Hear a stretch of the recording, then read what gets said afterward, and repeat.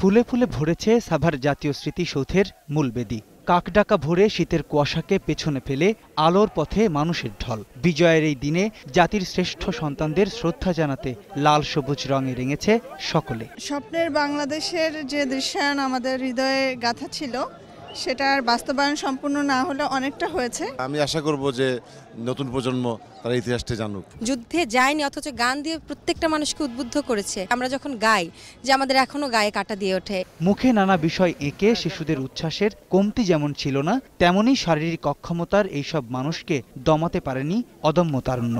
সবই মিলান হয়েছে বিজয়ের কাছে। স্বাধীন বাংলাদেশের একটা মানচিত্র পেয়েছি। 30 লক্ষ মানুষের রক্তের বিনিময়ে আমরা এখানে তাদের শ্রদ্ধার জন্য এখানে আমরা আসছি। বিজয়ের এই মাহেন্দ্র খন যাদের ত্যাগে পাওয়া, সেসব মুক্তিযোদ্ধাদের দাবি কলঙ্ক মুক্ত সমাজ গড়ার। পাকিস্তানের সাথে কূটনৈতিক সম্পর্ক ছিন্নের দাবিও তাদের। তারা যে সব অপকর্ম করছে, এটার এই বাংলার মাটিতে বিচার হওয়া, তাড়াতাড়ি বিচার হওয়া উচিত। পাকিস্তানের কোনো দ্বিপক্ষীয় সম্পর্ক, কূটনৈতিক সম্পর্ক থাকার কোনো প্রয়োজন আছে বলে আমরা মনে করি না। নতুন করে জেগে ওঠার অনুপ্রেরণা ছিল শিশুদের মাঝেও। বিজয় গাঁথায় অংশীদার ভিনদেশিরাও।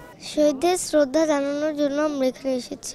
I think it's a big day for you with the victory day today. বিজয়ের শুভেচ্ছা। নতুন সূর্য, নতুন দিন, নতুন স্বপ্ন নিয়ে স্বাধীন হয়েছিল বাংলাদেশ। বিশ্বের মানচিত্রে এমনই শিরুচিয়ে দাঁড়িয়েছিল বাঙালি জাতি। স্বাধীনতার 44 বছর পরে এসে যুদ্ধাপরাধীদের বিচারের মধ্য দিয়ে সেই স্বপ্ন পূরণ হয়েছে অনেকখানি। কিন্তু তারপরও তরুণ প্রজন্ম এই মুক্তিযুদ্ধ সম্পর্কে জানলে বাংলাদেশ হবে আরও সমৃদ্ধ, এমনই মত সকলের। প্রণব চক্রবর্তী, 21 টেলিভিশন, স্মৃতিসৌধ, সাভার।